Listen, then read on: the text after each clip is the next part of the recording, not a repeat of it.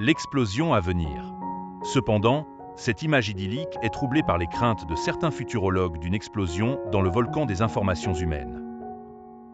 À cause des moyens modernes de transmission et de conservation des informations ainsi que de leur accumulation, un flot incessant d'informations inonde l'homme contemporain. Ce flux provient d'un stock d'expériences accumulées et grossissantes, et s'abat sur lui via les moyens de communication tels que le télégraphe, le téléphone, la radio, la télévision, les livres, les journaux, les films et les pièces de théâtre. Ce flot se déverse à un rythme accéléré qui pousse l'homme à halter continuellement pour assimiler ce qui lui est imposé. Un bon nombre de futurologues estiment que ce rythme accéléré du doublement des informations menace d'une explosion imminente où l'homme se trouverait perdu et désarmé. Ils soutiennent que notre civilisation deviendra de ce fait incapable de tirer profit de ces informations et que cela entraînera un ralentissement de notre évolution civilisationnelle, voire un déclin. Unité de mesure de l'information. Les mathématiciens et physiciens se sont accordés sur la définition d'une unité d'information. Elle est définie comme étant l'information qui réduit notre ignorance sur un sujet de moitié. Bien sûr, cette définition ne s'intéresse pas au type d'information, mais à sa quantité. Pour comprendre cela, disons que nous obtenons une unité d'information à partir d'une question-réponse comme suit. Dans quel hémisphère terrestre se trouve l'Europe? Dans l'hémisphère nord. Ou du type, où passeras-tu tes vacances d'été, en Égypte ou à l'étranger? À l'étranger. Dans chacun de ces exemples, il y a un choix entre deux alternatives égales en termes de probabilité.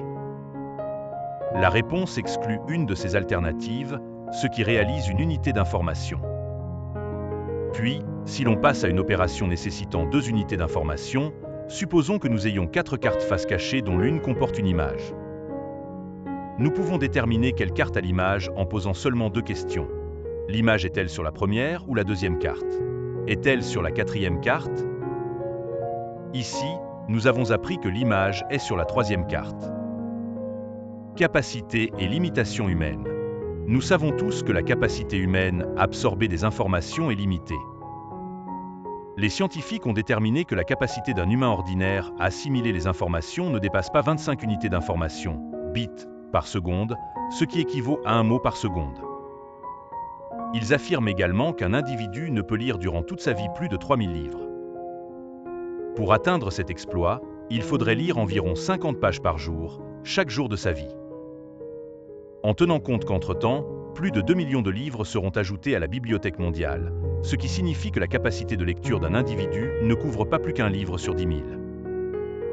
Ainsi, l'homme moderne ressent la pression du flux d'informations qui s'amplifie sur lui et son besoin de nouvelles méthodes pour contrôler et condenser ce flux afin de l'adapter à son champ d'appréhension limité.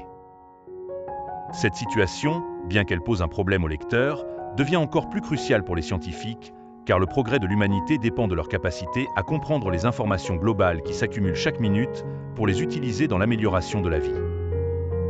Certaines études suggèrent toutefois que l'exposition à un environnement d'information plus riche, facilité par l'ordinateur, pourrait nous rendre plus intelligents, de la même manière que la biologie peut distinguer les plus intelligents et les mieux développés.